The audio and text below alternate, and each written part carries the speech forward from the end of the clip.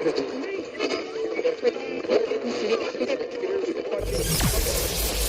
ready for unique, rare, and little-known treasures from the golden age of radio. You're listening to The Amazing World of Radio with Adam Graham. Welcome, and I am ready to get into the conclusion of Kidnapped from World's Great Novels. This is Part 3, original air date May 14th, 1948. Let's go ahead and get right into it. The World's Great Novels.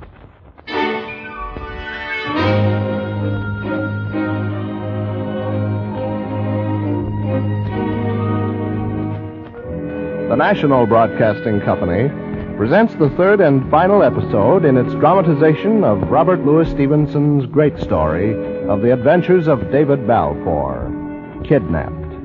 Another of its series of books that live, The World's Great Novels.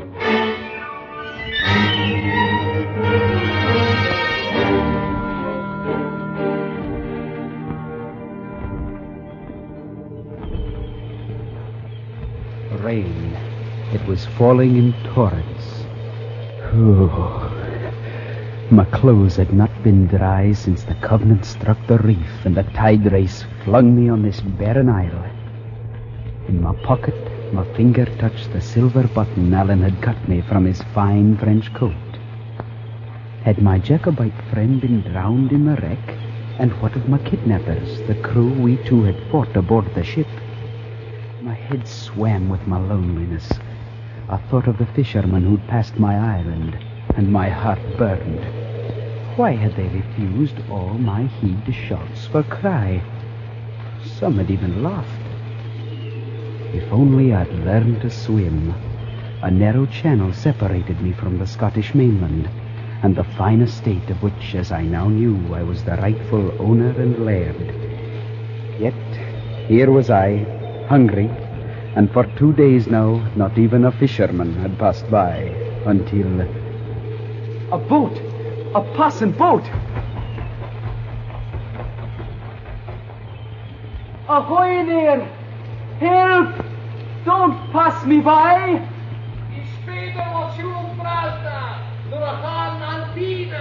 Don't talk Gaelic! What are you saying? Tide! Deep tide! Yes, tide. Oh, you mean when the tide's out? Yes, tide! So that was it.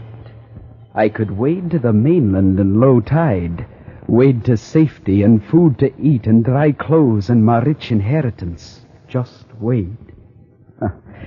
I could have done it days ago.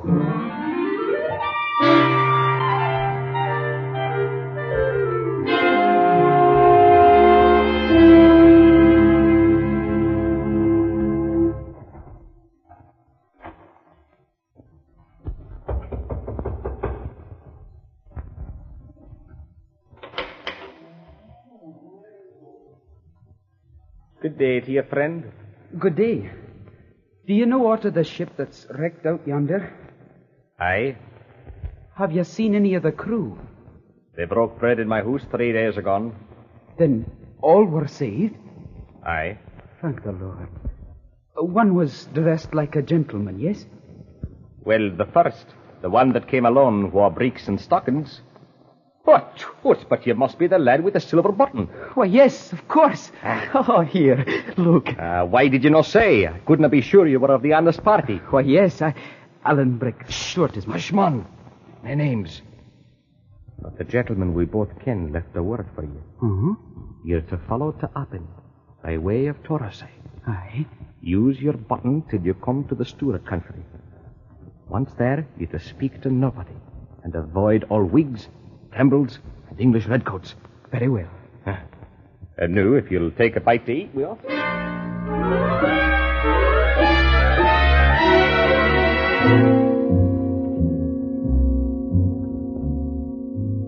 In Torosay, I was warned that Colin Campbell, the king's agent, him Alan called the Red Fox, was in Appin, forcing the evacuation of all the Stewarts, and that I should beware of redcoats.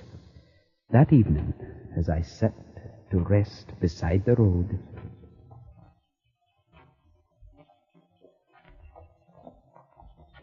Sir, which road to Acharan? Hold! Here, Sheriff, is a warning. And what seek ye in Acharan, my lad? The man that lives there. James of the Glens? Who else? Is he gathering his clan, do you think, Sheriff? If you're concerned for me, I'm an honest subject of King George, owing no man and fearing no man. Why, very well said. But why does this honest man seek James of the Glens? I have power here. I am King's agent on these estates and have 12 files of soldiers at my back. Mr. Colin Campbell. You know my name. And my nickname, too, it seems. I've heard that you're a hard man to drive. Well, your tongue is bold. But I'm no unfriend to plainness. If you... What happened to it? I'm dead. Here, let me see. No, too late. Take care of yourselves. There's the murderer, running up the hillside. The man in black, with the fowling piece. Come on, don't let him get away. Get Holmes' men if you take that lad. He's in it. Now they're chasing me. The fools. The fools. Duck in here, Davy. Huh? In here, among the trees. Now, down in the bracken and be still. Colin, Brechk, Stewart. Be still.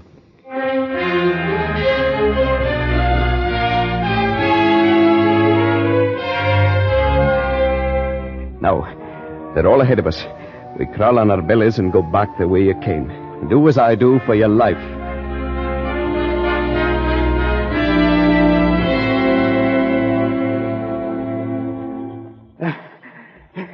Well, yon was a hot burst, David. Why do you keep your face in the heather? Are you still wearied, lad? No. What then? You and I must part. What? I like you very well, Ellen.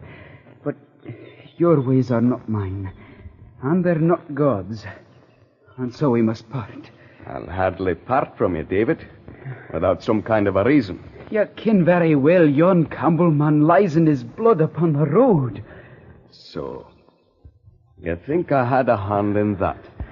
Well, didn't you? I'll tell you first of all, Mr. Balfour of Shores, that if I were going to kill a gentleman, it would not be in my own country to bring trouble on my family and clan. And I would not go lacking sword and gun, and with this long fishing rod upon my back. Well, that's true. And now, I take out my dirk and swear upon its holy iron that I had neither art nor part, act nor thought in it. Oh, thank God for that. Here's my hand on it. Oh, David, lad, you must have cast a spell on me. I can forgive you anything. But we've little time to chatter. Both of us must flee this country now.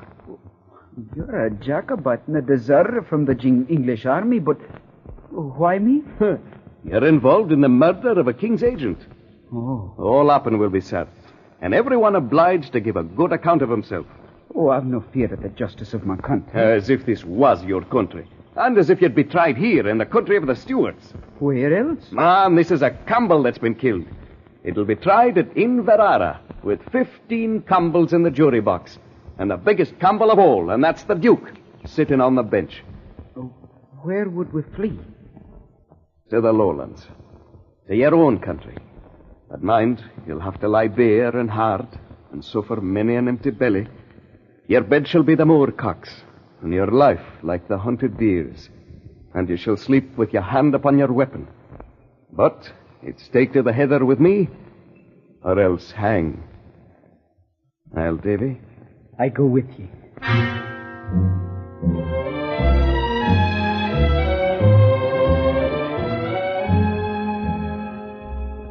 And so we set out, 2 hunted men to journey afoot across the highlands. The first dawn found us running for dear life. Throughout one hot summer's day we lay frying atop a tall rock while sentries patrolled within a foot. We traveled only at night, and for the first part of our journey at least, every glen and valley was lined with red-clad soldiers, and all of them instructed to look for me. Finally, after 3 weeks, we came out at the Highland line and looked out at my own country across the wide River Forth. We hoped to slip across the bridge of Stirling to Queen's Ferry, where I should find Mr. Rankler. But the bridge was very closely guarded, and so we determined to go to the Firth of Forth, there to find a boat and a boatman to put us across.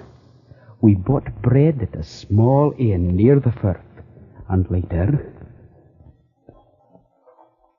Did you take heed of the lass at the inn who sold us this bread, Davy? Aye, and a bonny lass she was.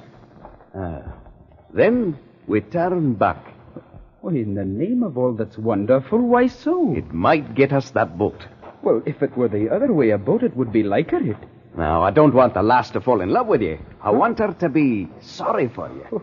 There's no need she should take you for a beauty. Well, I'm no beauty after 3 weeks in the heather. You'll do fine for my purpose. You have a good hangdog, rag and tatter, clapper maclaw kind of look to you, as if you'd stolen the coat from a potato bogle. Well, here we are back at the inn. Well? Now, I'm going to do a bit of play acting, the bottom ground of which is just exactly as serious as the gallows for the pair of us. As you will. Now, hang upon my arm as if you're helpless with weariness. Oh. Now then.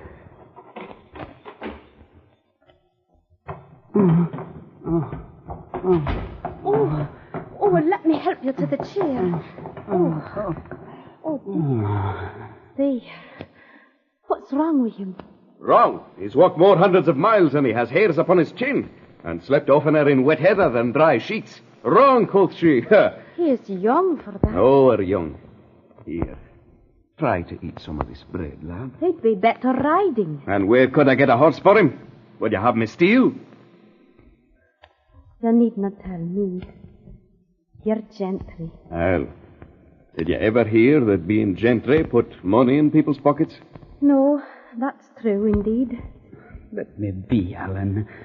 I'm better already. Has he no friends? That has he so. If we could but win to them. Friends and rich friends. Beds to lie in, food to eat, doctors to see him. And here he must tramp in the dubs and sleep in the heather like a beggar man. And why that? Oh, my dear, I cannot very safely say. For I'll sing you a bit song. Oh, Charlie is my darling, my darling, my darling. Oh, Charlie is... that's it, lass. Bonny Prince Charlie himself. And him so young. Old enough to hang. Oh, 'twould be a black shame. It's what will be, though, unless we can manage the better. I'm thinking, sir, that you've a rather long tongue. Aye, but I know the folk I speak to. I'd never betray you. You're not that kind. But I'll tell you what you would do if you'd help. Oh, I couldna, now, couldna. No, but if you could, there are boats in Fife for us or two upon the beach. Now, if we could use one and have some secret, decent man to bring it back again and keep his counsel, there'd be 2 souls saved. If we lack that boat, we have but 3 shillings left in this wide world. Are you to lie in your warm bed and think upon us, lass, when the winds howls and the rain beats on the roof? Are you to eat by a red fire and think upon this poor sick lad biting his fingernails on a boor? Sick or sound, he must aye be moving. With a dead grapple at his throat, he must be trailing in the rain. And when he breathes his last on a heap of cold stones, there'll be no friends near him, but only me and God. Oh, cease. Did you ever hear of Mr. Rankler of Queen's Ferry? Rankler, the lawyer? It's to his door I'm bound. You maybe judge that if I'm an ill-doer. Well, Mr. Rankler's a known man. You must take some food, then go down to the beach and lie up in the wood. I'll find some means to put you over somehow.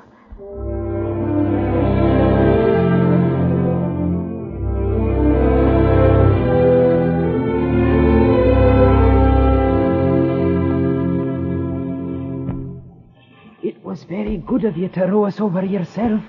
I cannot find expression for my thanks. There's no need. Lose no time and hold your peace. Goodbye. Goodbye, lass. Ah, it's a very fine lass. Aye. A very fine lass. She saved us both. Now to see Mr. Ankler. Not I, David. Huh? Well, it was safer for me to lie in the fields and stare for nobody. When you return, give me a sign. Very well. The sign shall be this. It is a lowland air, but 'twill serve.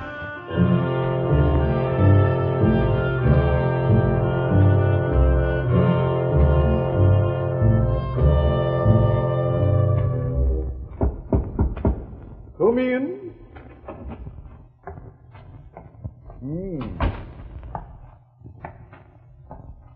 What can I do for you, sir? My name is David Balfour. Oh? And where have you come from, Mr. David Balfour? Many strange places, sir. But I've reason to believe myself some rights on the estate of Shaw's. Mm-hmm. Have you any papers proving your identity? They're in the hands of Mr. Campbell of Essendine and could be produced. I don't think even my uncle would deny my identity. Meaning Mr. Ebenezer Balfour? The same. Did you ever meet a man of the name of Hoseason? Oh, I did so, sir.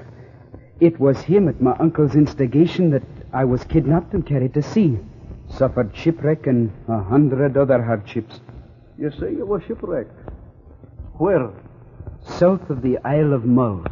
The ship was lost, let me see, June the 27th, and we are now at August the 24th. There's a considerable hiatus, Mr. Balfour. Well, before I tell my story, I'd be glad to know I'm talking to a friend. I cannot be your friend till I'm properly informed. If you were more trustful, 'twould better befit your scarcity of years. You're not to forget, sir, that I've already suffered by my truthfulness and was shipped off to be a slave by the very man that is your employer. No. It's not as bad as that. I was your uncle's man of business. But on the very day of your sea disaster, your friend Mr. Campbell of Essendine stalked into my office demanding you. I'd never heard of you, but I'd known your father. Mr. Ebenezer admitted having seen you, declared for what seemed improbable that he'd given you considerable sums, and that you'd started for the continent of Europe to fulfill your education. Interrogated how you'd come to send no word to Mr. Campbell, he said you'd expressed a desire to break with your past life. Those were his replies. I'm not sure that anyone believed him. Oh, I should think not. He disrelished certain expressions of mine and ended by showing me to his door. Then there came to me this Captain Hoseason with a story of your drowning, whereupon all fell through. Now, you can judge if I may be trusted. Sir, if I tell you my story, I must commit a friend's life to your discretion. Pass me your word it shall be sacred. You have it. But if your story contains any little jostles with the law, I beg you to remember that I'm a lawyer and pass lightly. Certainly, sir. The friend I mentioned is one you may have heard of. Alan Brechk. Name no unnecessary names, Mr. Balfour. Above all, if any are of healing to us, many of whom are obnoxious to the law. Well, it might have been better not, but since I've let it slip, I may as well continue. Oh, not at all. It so happens that I'm somewhat dull of hearing, and I'm far from sure I caught the name exactly. We'll call your friend, if you please, Mr. Thompson. As you will, Mr. Ankler. This, then, is my story. At the time of the death of my father. Oh, really, this is an epic, a great odyssey of yours. Mr. Thompson seems to me a gentleman of some choice qualities, though perhaps a trifle bloody-minded. You're doubtless quite right to adhere to him. Oh, yes. Well, since we've now agreed on a plan, tomorrow we'll walk out to meet your bloodthirsty friend, and with his assistance we'll, shall I say, settle the hash of Mr. Ebenezer Balfour.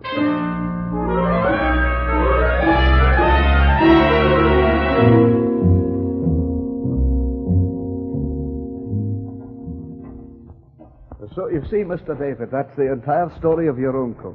Mr. Ebenezer, incredible though it may seem, was a dashing figure in his youth, admired and beloved, but woefully spoiled. Your father, the elder brother, was a kind gentleman, but dolefully weak. These two fell in love with the same lady. She took your father. He, through some queer reasoning of his own, felt constrained to agree with his brother that, as one had the lady, the other should have the estate. What exactly is my position? Oh, everything's yours beyond doubt. It matters nothing what your father signed. Ye are the heir by the law of entail. Oh, this is where we stop and look for Mr. Thompson. Aye. Aye.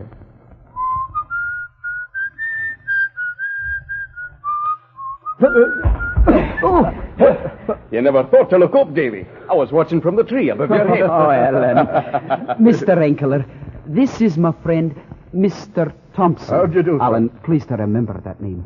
Mr. Enkeler is a lawyer. Ah, it's not a name I relish, but in present circumstances, no doubt it's a cautious one. Exactly, Mr. Thompson. And I must say I'm pleased to meet you. And now, if you'd lend me your arm, I'd like to tell you how we plan to approach a very wicked old man.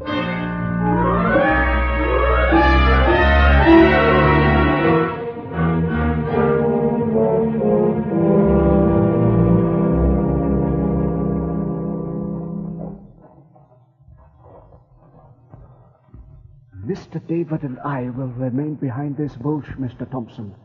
When you've reached the proper stage of your conference, we'll make our entrance. Aye.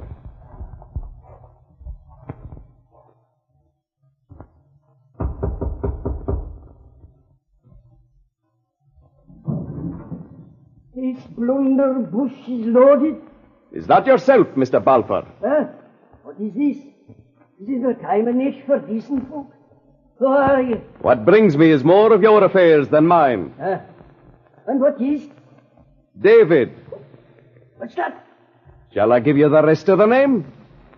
I'm thinking I'd better let you in. Oh, but would I go? It's here upon this doorstep that we must confer upon this business. Here and nowhere. Well, must.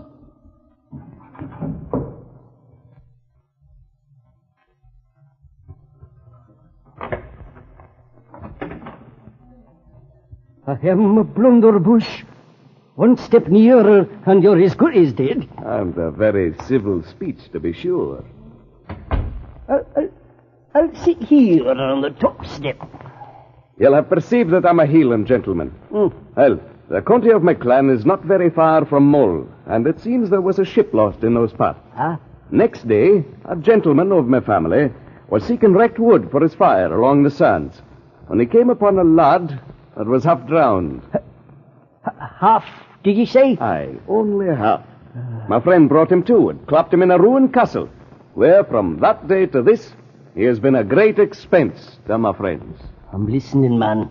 Now, my friends, finding the lad owned some decent folk, and was your born nephew, Mr. Balfour, they asked me to call on you and confer upon the matter. I may tell you that unless we can agree on terms, you're little likely to set eyes on him, for my friends I know we're very well off. I'm not very caring. He was not a good lad at the best of it, and I've no call to interfere. I see what you be at, pretending you don't care to make the ransom smaller. No, it's the mere truth. I take no interest in the lad, and I'll pay no ransom. Good, sir. You cannot desert your brother's son for the fair shame of it. And if it came to be known, you would not be very popular. I'm not very popular the way it is. And it would not come to be known by me, nor yet by you or your friends, so that's idle talk, my bucky. Then it'll have to be David that tells it. How's that? Just this. My friends would keep your nephew as long as there was any likelihood of money to be made of it.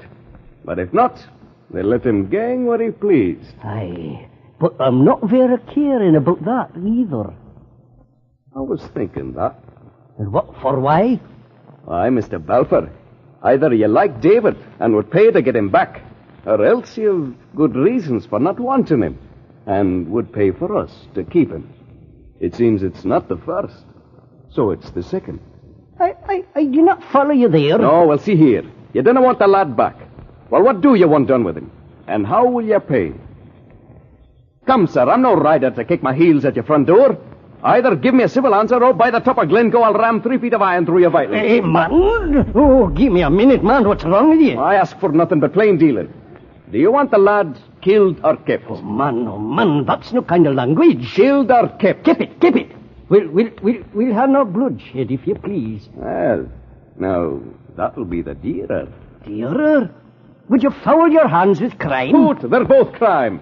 And killing's easier, and quicker, and surer.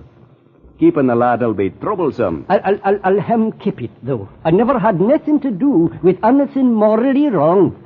You're uncommon scrupulous. I'm a man of principle. And if I had to pay for it, I'll have to pay for it.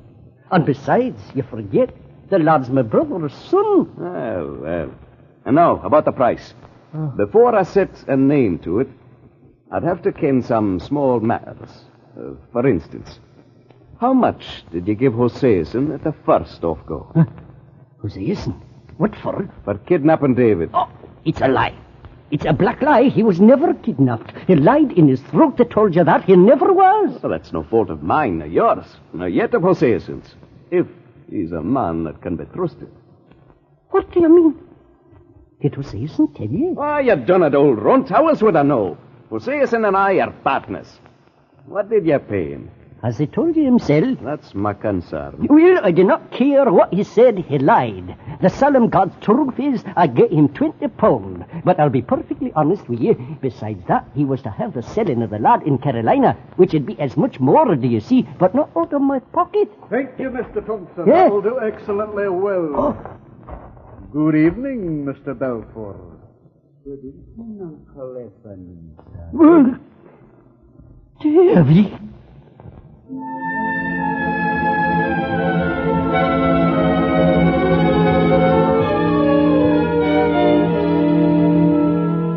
And so I came into my inheritance. By getting my uncle's confession in the presence of 3 witnesses, we avoided the possibility of his bringing his false claims to Shaw's into court. I had no wish to prosecute. I let him have a small income and allowed him to stay on temporarily in the house. As for my friend Alan Brechk Stewart, from him I had to take a most painful parting of my life. For his own safety, he had to be shipped to France. But the lawyer and I were able to see to it that he did not go to his friends there, the poor man he was, when aboard the ill-fated ship the Covenant, he first demanded brandy from a cabin boy called David Balfour.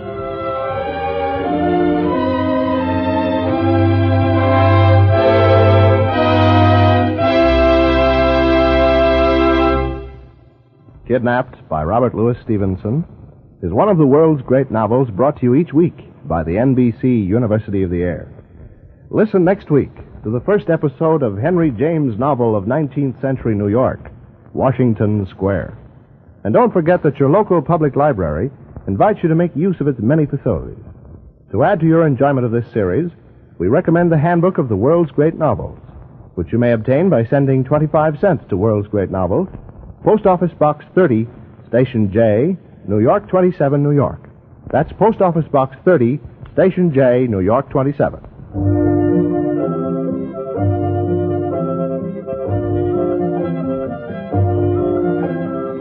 Kidnapped was adapted for radio by Clement Fuller. The music was composed by Emil Soderstrom, and the orchestra was directed by Bernard Berquist. The entire production was under the direction of Homer Heck. Bill Fine was featured as David Balfour, and Larry Alexander as Alan Brechk.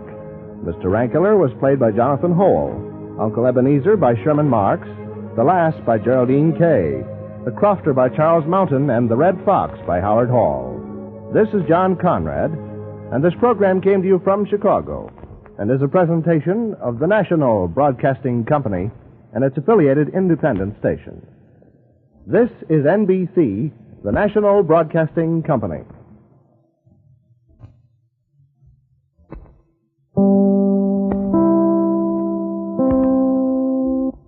Welcome back. I might be tempted to poke fun at David for not thinking to wade across when the water was low, but I'd probably have done the same thing.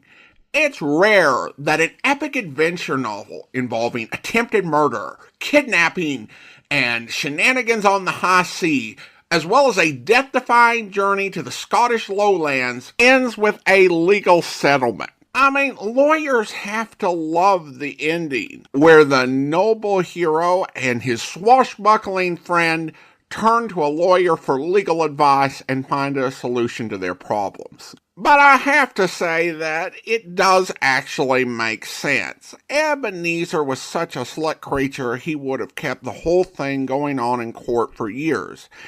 And he was in possession of the estate and better able to hold out for the whole thing. And so just getting him dead to rights and getting him to agree to be reasonable was a huge win. Particularly from David's perspective, you never know what might come out in court.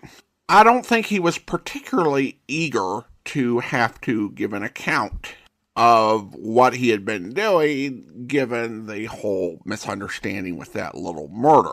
Plus, David is a good person. He's not like, I need revenge. I need him to suffer for what he did. He tried to kill me and then tried to cheat me out of my inheritance and have me sold into slavery. He's just like, sure, no problem. I'll go ahead and give him an allowance for the rest of his life. And the ending of the book left David in a position where he was actually available to do more stories. And Stevenson actually wrote a sequel to this in 1893 called Catronia, which isn't nearly as well remembered and hasn't been adapted in its own right, although part of it was adapted into the plot of the 1971 film version of Kidnap. It should be noted that there were some real-life events served as inspiration for the events of this story. For example, there was a real person named Alan Brechk Stewart, and there actually was a murder of a man named Campbell who was as the Red Fox and worked for the king. Stewart was actually suspected of the murder and fled to Paris. He was tried and convicted in absentia.